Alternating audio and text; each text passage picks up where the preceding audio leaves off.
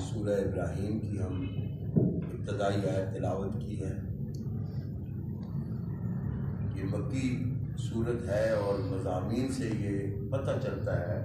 احکام سے، کہ مکی زندگی کے آخری دور کی یہ حدیث پاک ہے، یہ آیات کریمہ ہے، یہ سورہ پاک نازل ہوئی۔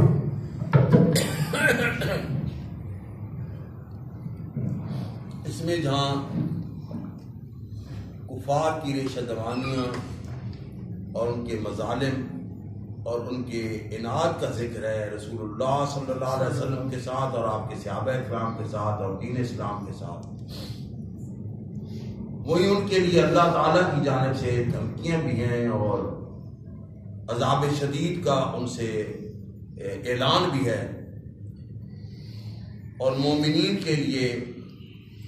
انعام کا، اکرام کا، احسان کا اور فضل ربی کا اعلان بھی ہے۔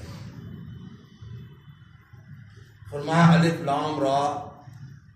کتاب انزلناہ الیک لتخرج الناس من الظلمات الی النور۔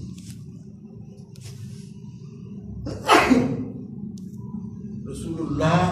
صلی اللہ علیہ وسلم جب اس دنیا میں تشریف لائے تو عبادتیں تو وہی تھیں جو مومنین پر اللہ رب العزت نے فرض کی ہوئی تھیں، لیکن ان کی شکل کفار نے اور مشرکین نے بگاڑ دی تھی۔ مثلا حج کعبہ، کعبۃ اللہ کا طواف، سعی، منا میں قربانی قیام، عرفات میں جانا، یہ سب کچھ اسی طرح تھا جو ابراہیم علیہ السلام کے وقت سے چلا آ رہا تھا، لیکن قربانی کی شکل بھی بگاڑ دی گئی ہوئی تھی، اور سعی اور جو ہے بال کاٹنا اور احرام اور طواف کعبہ سب کی شکل بگاڑ دی گئی تھی، جس میں اپنی طرف سے گھرنتو رسم و رواج داخل کر کے جو دین کی روح تھی ان میں سے نکال دی گئی تھی۔ رسول اللہ اور اس کے علاوہ جو دیگر اعمال تھے مکہ والوں کے اور اس کے ارد گرد علاقہ کے مشرکین کے، ان میں بھی کوئی حد اعتدال باقی نہیں تھی، ظلم و روا رکھتے تھے، بدکاری، فحاشی، ڈاکہ، چوری، یعنی ہر قسم کا جرم کھلے عام کرتے تھے۔ رسول اللہ صلی اللہ علیہ وسلم اس پر بہت افسردہ اور پریشان ہوا کرتے تھے کہ کس طرح میں ان لوگوں کو سمجھاؤں اور ان کی اصلاح کروں۔ ان سے تنگ آ کر رسول اللہ صلی اللہ علیہ وسلم، آپ نے تاریخ میں پڑھا ہوگا کہ حرا میں تشریف لے جایا کرتے تھے، تنہا خلوت گزی ہو جایا کرتے تھے۔ یہ ایک سوچنے کی بات ہے کہ اللہ کے رسول صلی اللہ علیہ وسلم حرا میں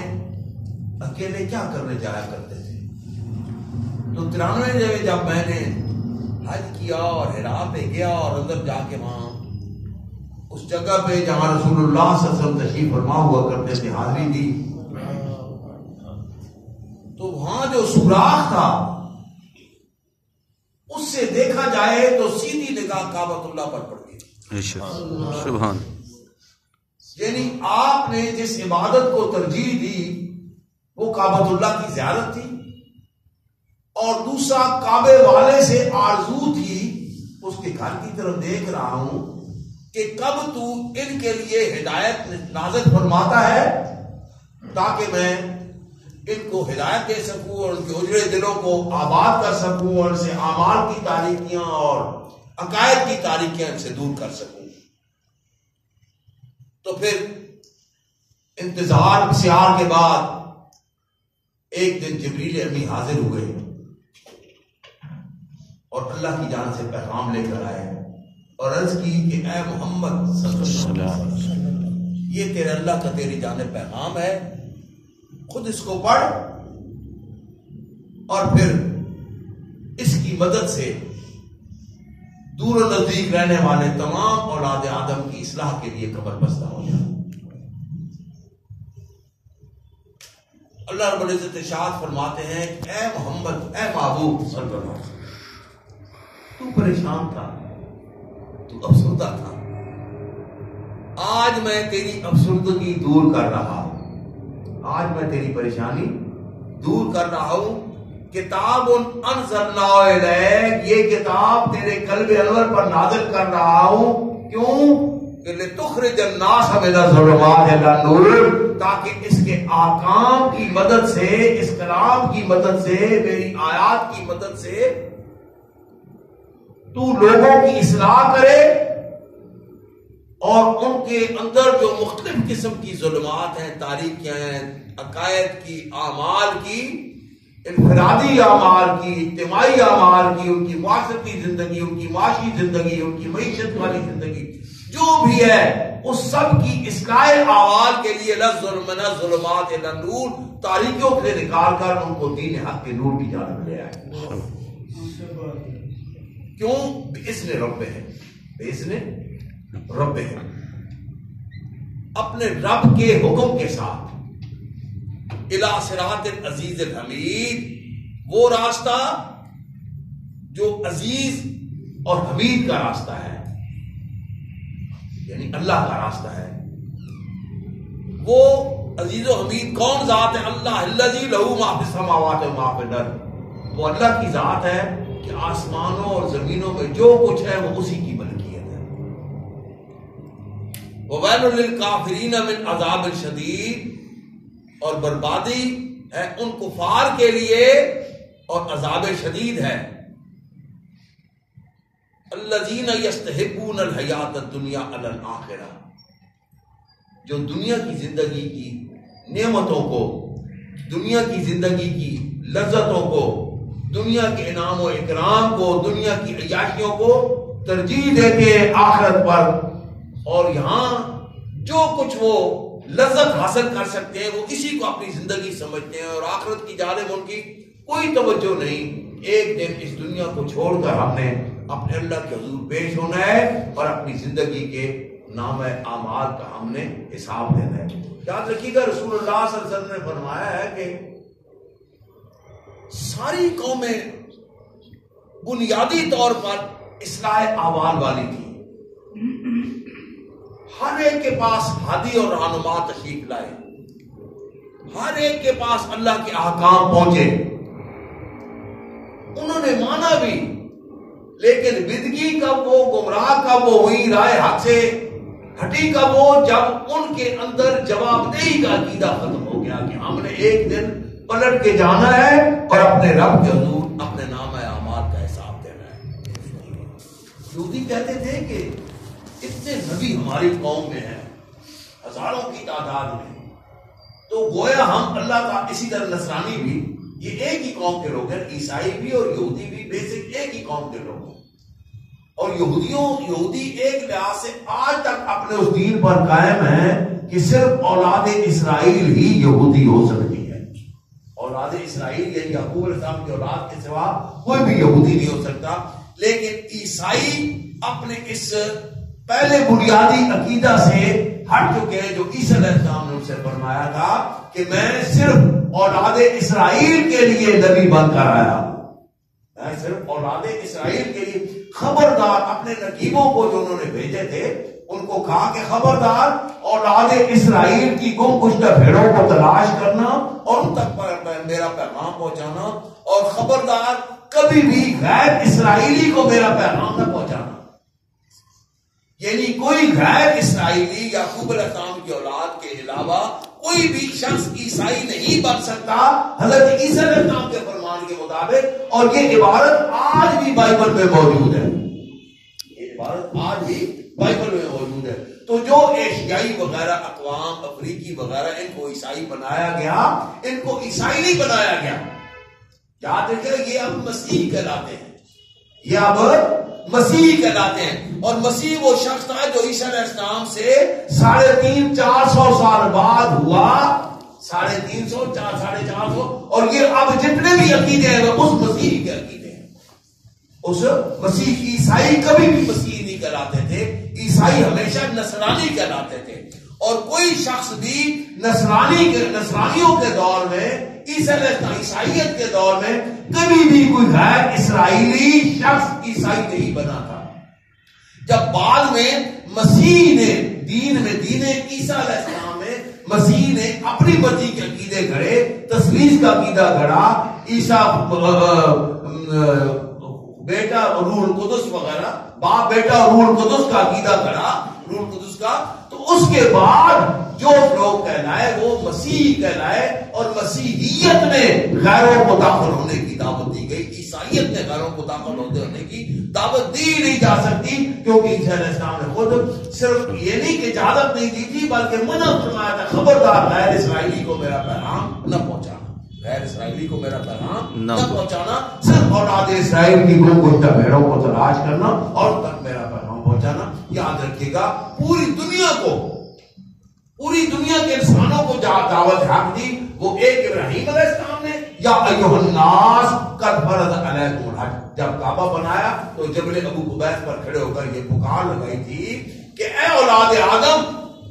تم سب پر اس گھر کا طواف واجب ہو گیا، اس کا حج واجب ہو گیا. اور دوسرا رسول اللہ صلی اللہ علیہ وسلم نے دعویٰ فرمایا انی رسول اللہ علیکم جمیعا، یا ایھا الناس انی رسول اللہ علیکم جمیعا، میں تم سب کی جانب اللہ کا رسول بنتا ہے. تو عربی ہو، اجمی ہو، یورپی ہو، ایشیائی ہو، افریقی ہو، کالے ہو، گورے ہو، جو بھی ہو، جہاں کے بھی رہنے والے ہو، میں تم سب کی جانب، مجھے مانو یا نہ مانو، میں رسول تم سب کی جانب ہوں. میری دعوت اصلاح تمہارے سب کے لیے. تو فرمایا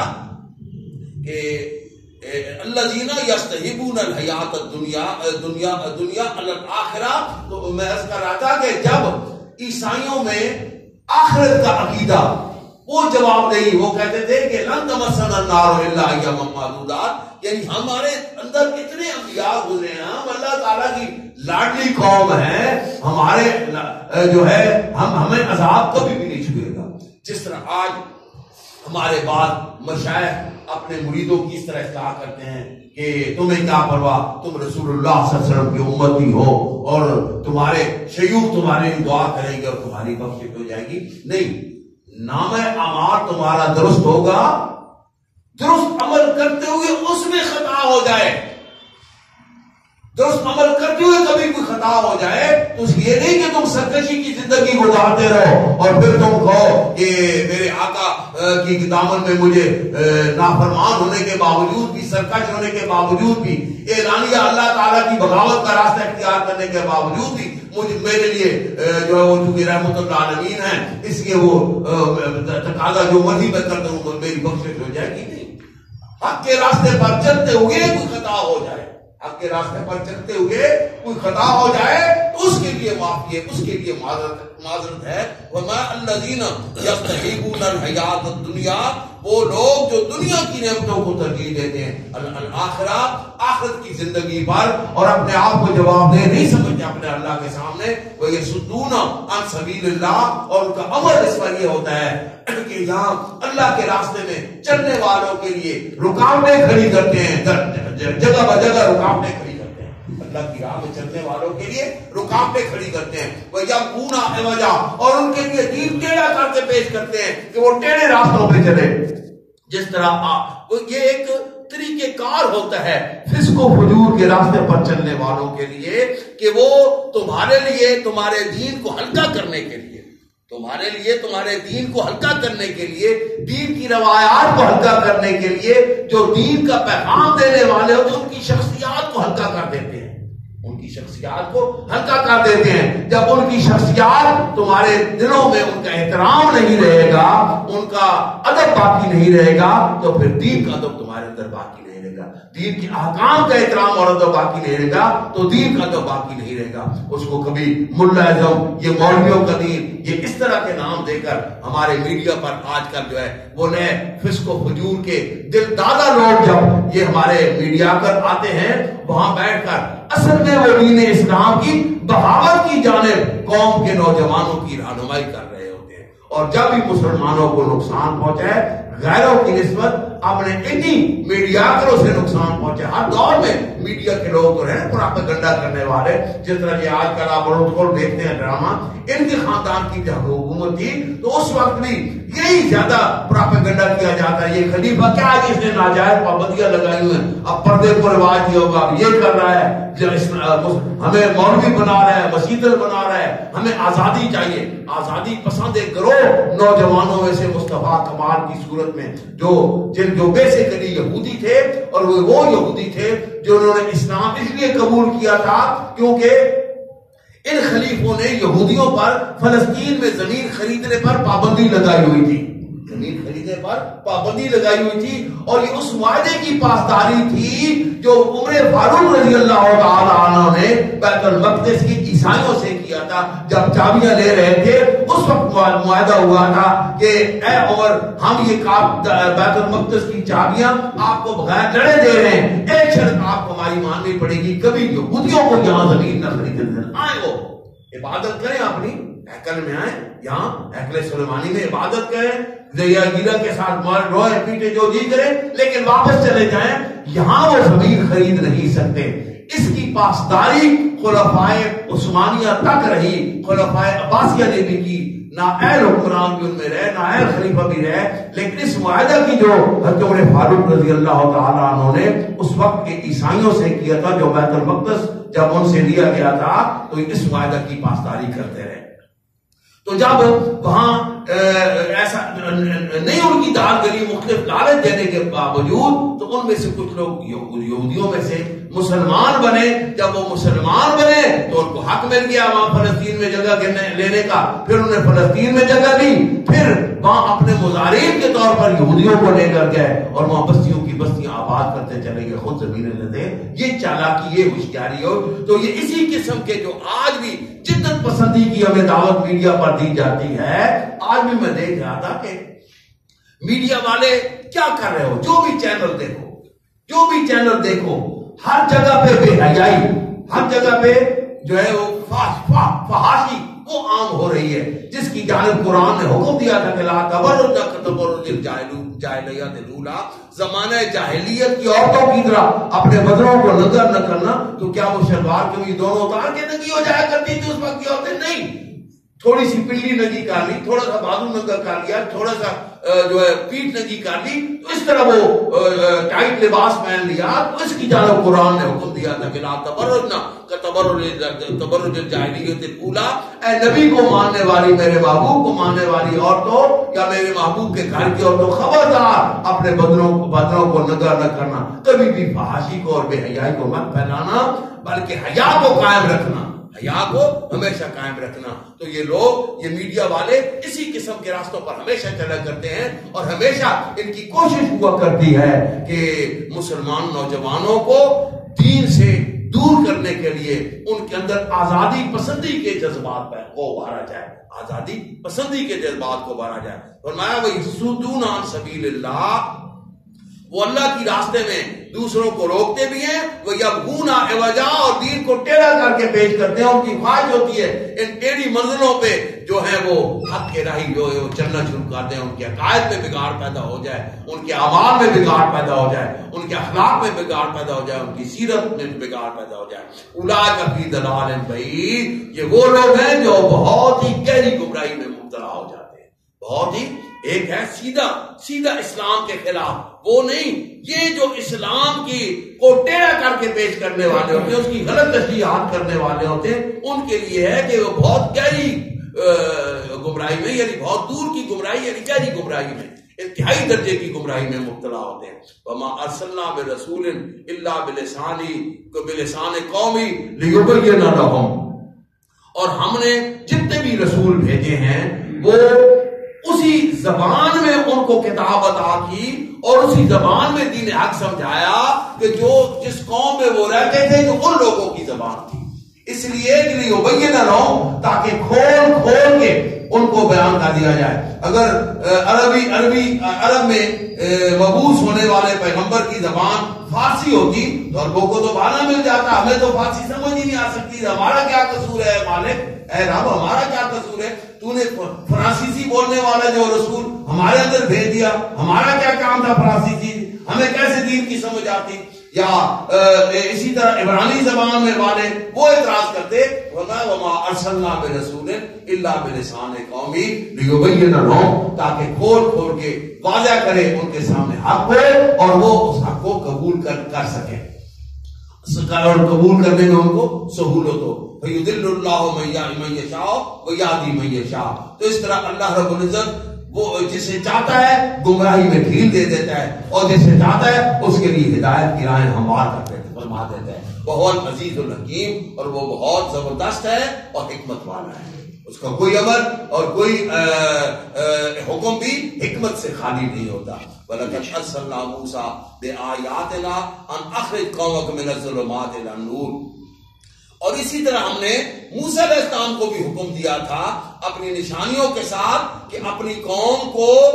تاریکیوں سے نور کی جانب نکالیں۔ یعنی موسیٰ علیہ السلام پر جب بنی اسرائیل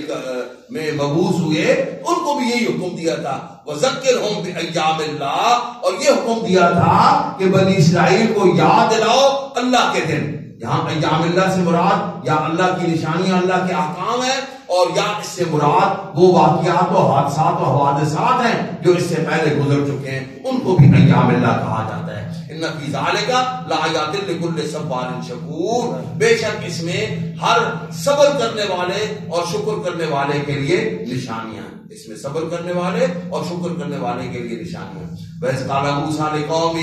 اذْكُرُوا نِعْمَتَ اللَّهِ عَلَيْكُمْ،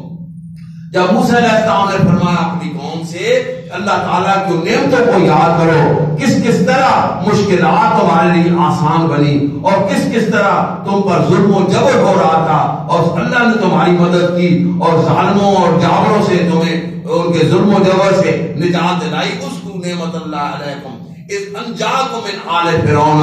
آل فرعون یعنی فرعون کا گروہ، آل فرعون یعنی فرعون کی قوم، تمام وہ مصر والے وہ تم پر ظلم ڈھا رہے تھے اور یسومونکم سوء العذاب، بہت ہی سخت اذیتیں تمہیں پہنچا رہے تھے۔ تو سب سے بڑی اذیت یذبحون ابناءکم، تمہارے بیٹوں کو قتل کر دیتے تھے، ویستحیون نساءکم، اور تمہاری عورتوں کو اپنی خدمت کے لیے اور اپنی عیاشیوں کے لیے زندہ رکھتے تھے، یعنی تمہاری عزتوں کو نیلام کرتے تھے اور تمہاری نسل کو تباہ کر رہے تھے۔ وَفِي ذَلِكَ بَلَاءٌ مِّن رَّبِّكُمْ عَظِيمٌ، اور تمہارے رب کی جانب سے بہت بڑی آزمائش تھی اس میں تمہارے لیے، لیکن پھر اللہ رب العزت نے تمہیں ان کے مظالم سے نجات دی۔ وَإِذْ رَبُّكُمْ لَئِن شَكَرْتُمْ، اور جب تمہارے رب نے تمہیں مطلع کیا تھا، تمہیں حکم دیا تھا، تمہارے درمیان اعلان کیا تھا، یہ سارے معنی ہو سکتے ہیں تازہ کے، لئن شکرتم لازیدنکم، میں نے تم پر اتنے احسان کیے، تمہیں فرعونیوں سے نجات دلائی،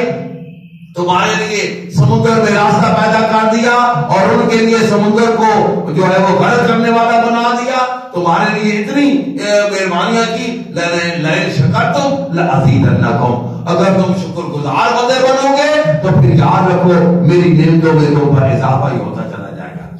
گزار بندے بنو گے تو میری نعمتوں میں اضافہ ہوتا چلا جائے گا۔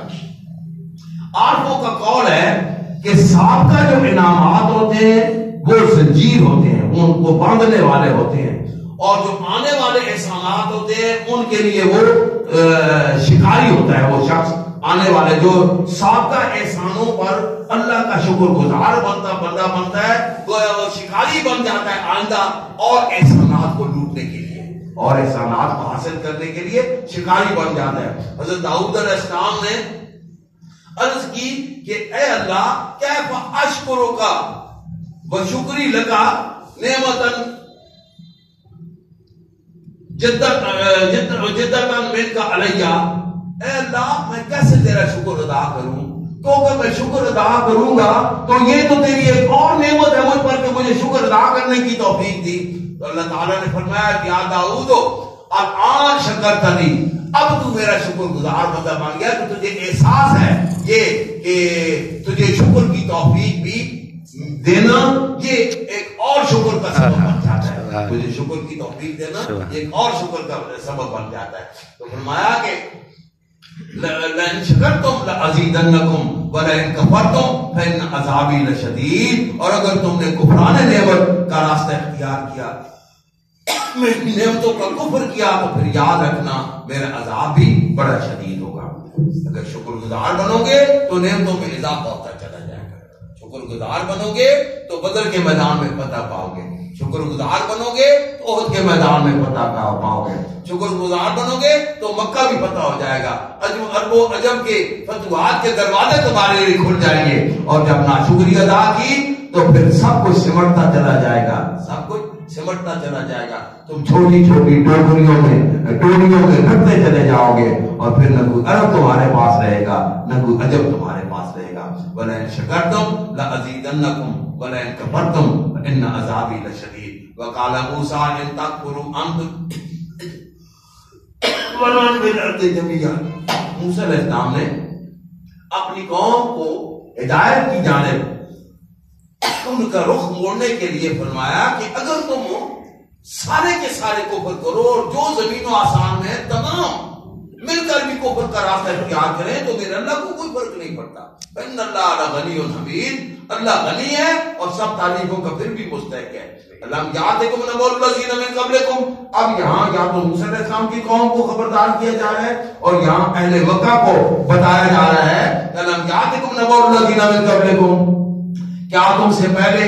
ان قوموں کے حالات کی خبر تم تک نہیں ہے؟ تمہیں معلوم، یعنی تمہیں معلوم ہے، علم یاتکم، کیا تمہیں نہیں پتا؟ یعنی تمہیں پتا ہے نبأ الذین من قبلکم، جو تم سے پہلی قومی گزر گئی ہیں جنہوں نے نافرمانی کی روش اختیار کی اور پھر اللہ تعالیٰ کی پکڑ میں آ گئی، جیسے قوم نوح ہے، وعاد قوم عاد ہے، وثمود قوم سمود ہے، یعنی قوم نوح پر عذاب نازل ہوا،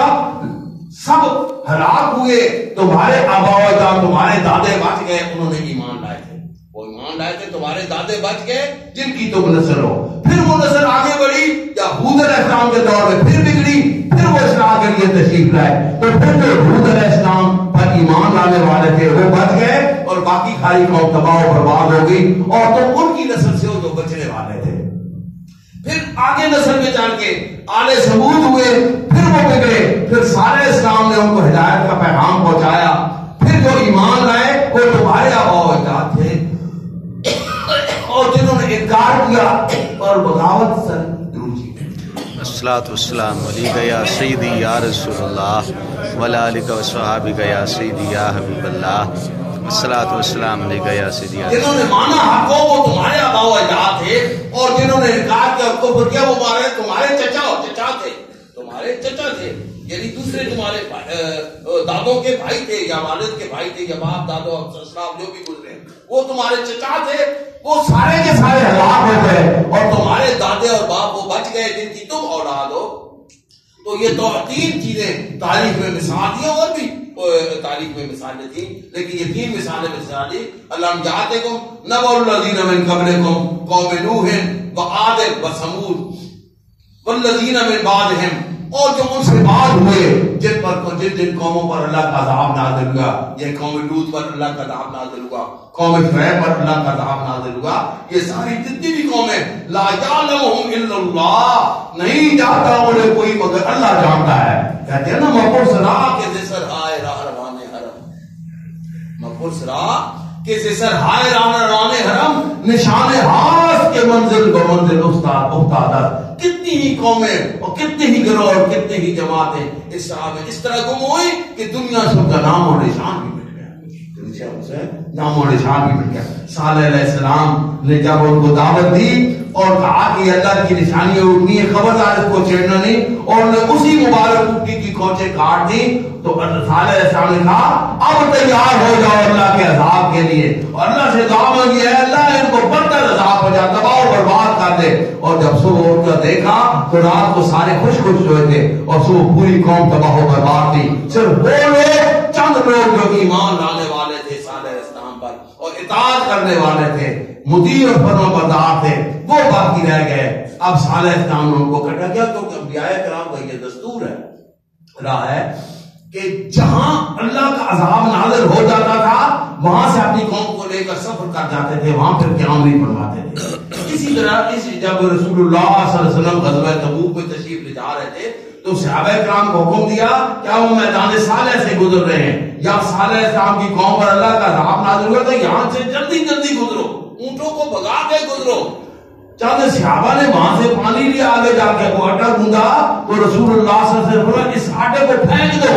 اس آٹے کو پرندوں کے لیے جانوروں کے لیے پھینک دو. اس بستی کا پانی بھی نہ میرے بستی کے پانی سے آٹا بھی مت گوندو جس بستی پر اللہ کا عذاب نازل ہو, جس بستی پر اللہ کا عذاب نہ. تو صالح اسلام پھر سب کو کھڑے ہو گئے مومنین کو لے کر صاحب وہاں کھڑے ہوئے سامنے لاشیں تھی مکہ الٹ پلٹ ہوئے پڑے تھے. تو وہاں فرمایا کہ انی بلغت یا قوم اے میری قوم انی بلغت رسالات ربی, میں نے تو تم پر اپنے رب کا پیغام پہنچایا تھا ورنہ سخت ہو اور میں نے تمہیں نصیحت بھی کی تھی لیکن تم نے تو نصیحت قبول کرنے والے نہیں تھے, تم نے نہیں کی. اب چکھ لیا ہے انجام اس بات کا, میری نافرمانی کا انجام مزہ دیکھ لیا ہے.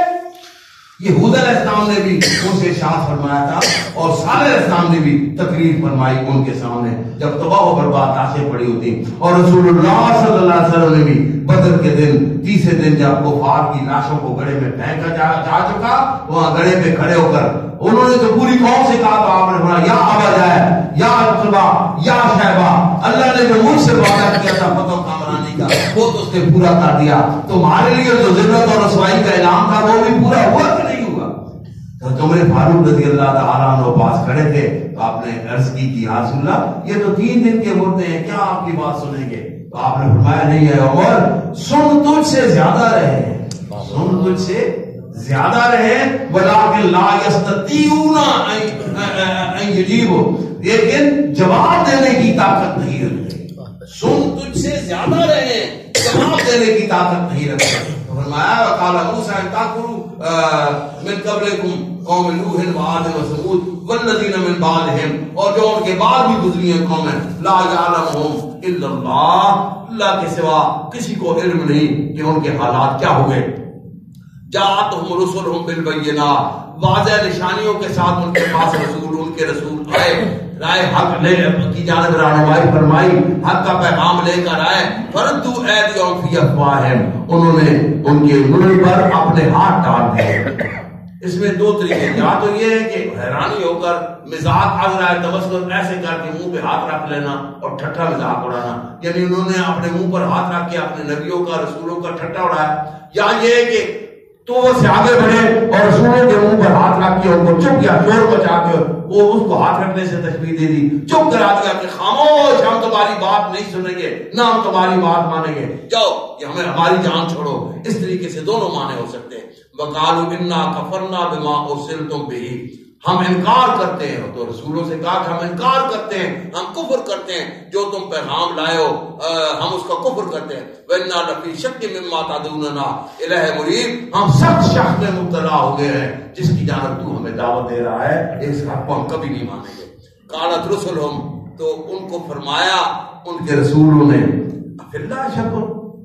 فِي اللَّهِ شَكٌ, اللہ کی ذات کے معاملے میں شک کر رہے ہو. کون ہے پھر,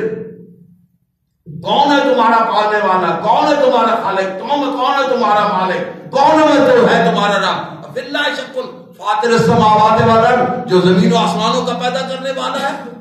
یدعوکم لیغفر لکم من ذنوبکم, وہ تمہیں پکار رہا ہے کہ آؤ اس کی بارگاہ میں حاضر ہو جاؤ, اس لیے کہ عذراہ کرم پکار رہا ہے تاکہ تمہارے اعمال کی سیاہیوں کو دھو ڈالے اور تمہیں معاف فرما دے. وَيَخْرُكُمْ إِلَىٰ أَجَلٍ مُّسَمًّى, اور یا پھر ایک وقت مقرر جو ہے تمہاری ہو جب اس تک تمہیں ڈھیل دے رہا ہے کہ شاید تمہاری اصلاح ہو جائے. قالوا ان انتم الا بشر مثلنا, ایک اور چال ہو, یہ ہمیشہ کفار کا طریقہ رہا ہے کہ اور کچھ نہیں بنتی تھی تو نبیوں کو یہ کہ تو ہمارے جیسا انسان ہے, ہم کیسے تمہاری بات مانیں. تو کوئی فرشتہ ہوتا, کوئی اور تخلیق جنس کا ہوتا, تو یہ پیغام لاتا تو ہم مان لیے, تو ہماری طرح ہے, ہماری طرح کھاتا ہے, ہماری طرح پیتا ہے, ہماری طرح ازواج وغیرہ سارا کچھ سلسلہ ہے, تو ہم تمہاری بات کیسے مانیں, تمہیں کیسے رسول مانیں. قالوا ان انتم الا بشر مثلنا, کہ تو ہماری طرح بشر, کیسے تمہاری بات مانے. تريدون ان تصدونا اما, تم یہ چاہتے ہو کہ روک دو ہمیں, اما کان یعبد آباؤنا, ہمیں اپنے آباؤ اجداد کی طریقے سے کہ جن کی وہ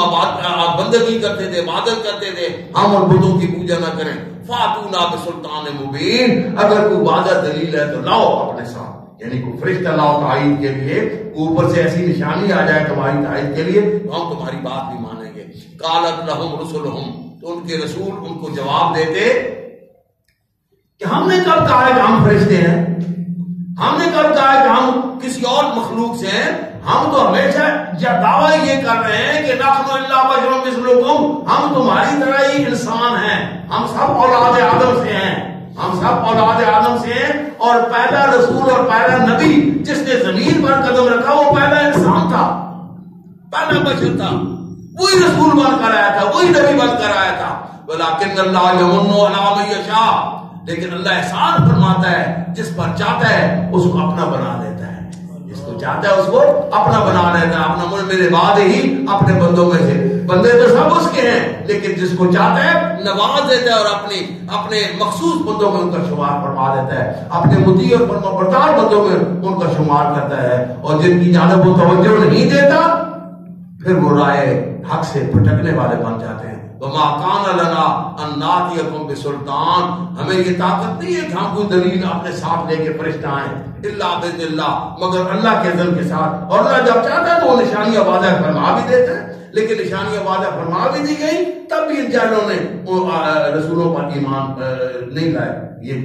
جو جہالت کی راہ پر اٹک جاتے ہیں. وَعَلَى اللَّهِ فَلْيَتَوَكَّلِ الْمُؤْمِنُونَ، اور مومن تو فقط اللہ کی ذات پر بھروسہ کرتے ہیں، مومن تو فقط اللہ کی ذات پر بھروسہ کرتے ہیں. وَمَا لَنَا أَلَّا نَتَوَكَّلَ عَلَى اللَّهِ، ہم کیوں نہ بھروسہ کریں اس اللہ پر. آگے وہ رسول فرماتے تھے، پہلے ان سے فرماتے تھے نا کہ ہم تمہاری طرح ہی ہیں، جس کو چاہتا ہے اللہ اپنے بندوں میں سے نواز دیتا ہے، اور جس کو چاہتا ہے اس کو اگر اللہ چاہتا ہے تو وہ نشانی بھی عطا کر دیتا ہے، دلیل بھی دے دیتا ہے. وَعَلَى فَلْيَتَوَكَّلِ الْمُؤْمِنُونَ، اور جو مومن ایمان والا ہوتا ہے وہ تو اپنے اللہ پر ہی بھروسہ کرتا ہے. وَمَا لَنَا أَلَّا نَتَوَكَّلَ، آگے وہ رسول فرمایا کرتے تھے کہ ہم کیوں نہ بھروسہ کریں اپنے اللہ پر، ہم کیوں نہ بھروسہ کریں اپنے اللہ پر. وَقَدْ هَدَانَا سُبُلَنَا، اس نے کامیابی کی جانب، ہمارے راستے، اپنے راستے کی جانب ہماری رہنمائی فرمائی، ہمارے دکھایا. وَلَنَصْبِرَنَّ عَلَىٰ مَا آذَيْتُمُونَا، اب اس راستے پر چلنے کی وجہ سے تم جتنی بھی اذیتیں پہنچا سکتے ہو ہمیں پہنچاؤ، ہم صبر کریں گے، ہم صبر کرنے والوں میں سے ہو گئے. وَعَلَى اللَّهِ فَلْيَتَوَكَّلِ الْمُتَوَكِّلُونَ، اور اللہ پر توکل کرنے والے کو اللہ پر ہی توکل کرنی چاہیے. ہر بھروسہ کرنے والے کو اللہ پر ہی بھروسہ کرنا چاہیے، وہی قابل بھروسہ ہے جس پر بھروسہ کرنا چاہیے، اس کے علاوہ کوئی ذات ایسی نہیں ہے جس پر بھروسہ کیا جا سکے. اب کفار کا ایک اور طریقہ ہوا کرتا تھا، جب تنگ آ جاتے تھے، وقال الذین کفروا لرسلہم، تو کفار کہا کرتے اپنے رسولوں سے لنخرجنکم من ارضنا، خبردار یا تو ہماری بات مان لو، ہمارے جو سابقہ روایات ہیں انہی میں چلتے رہو. لنخرجنکم من ارضنا، یا ہم تمہیں اپنی زمین سے نکال دیں گے، یہاں سے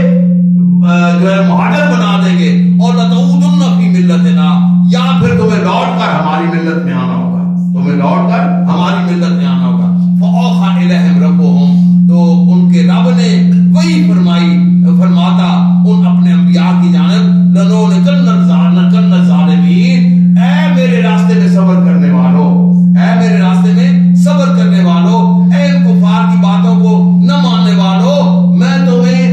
وعدہ کرتا ہوں کہ ہم ظالموں کو ہلاک کر دیں گے، تباہ و برباد کر دیں گے، ہم ظالموں کو تباہ و برباد کر دیں گے. وہ یہ نبی پاک صلی اللہ علیہ وسلم کو نکالنے کا اور مکہ سے صحابہ کرام کو نکالنے کا جب دور آیا تو وہ یہ صحابہ کرام سے وعدہ تھا کہ خبردار تم میری راہ پر چلتے رہنا، صبر کرنا، مشکلات برداشت کرتے رہنا، بہت قریب وہ وقت ہے کہ لنولکن الظالمین، ہم ان مکہ والے ظالموں کو تباہ و برباد کر دیں گے. ولنسکننکم الارض من بعدہم، اور ان کے بعد تمہیں تمکن پھر عطا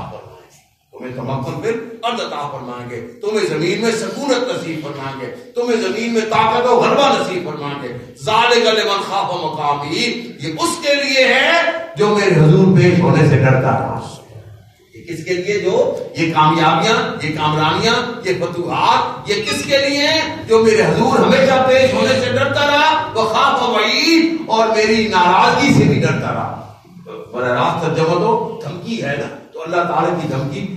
مومنین کو تو دھمکی نہیں ہوتی نا، مومنین کے سامنے ایک چیز ہوتی ہے اور مومنین اس سے وہ ڈرتا رہتا ہے۔ خوف وعید، میری دھمکی سے یعنی میری ناراضگی سے، میری ناراضگی سے تم ڈرتا رہا، یہ اس کے لیے انعام ہوگا۔ وخاب و ذلت، خالی اور رسوائی ہوگی، کل جبار عنید، ہر نامراد ہو گیا، ہر سرکش اور منکر حق سے۔ جبار جس کو کسی کی کوئی پرواہ نہیں ہوتی، جس کو کسی کی کوئی پرواہ نہیں تھی، عنید منکر حق اور سرکش جو ہے وہ من ورائی، یہاں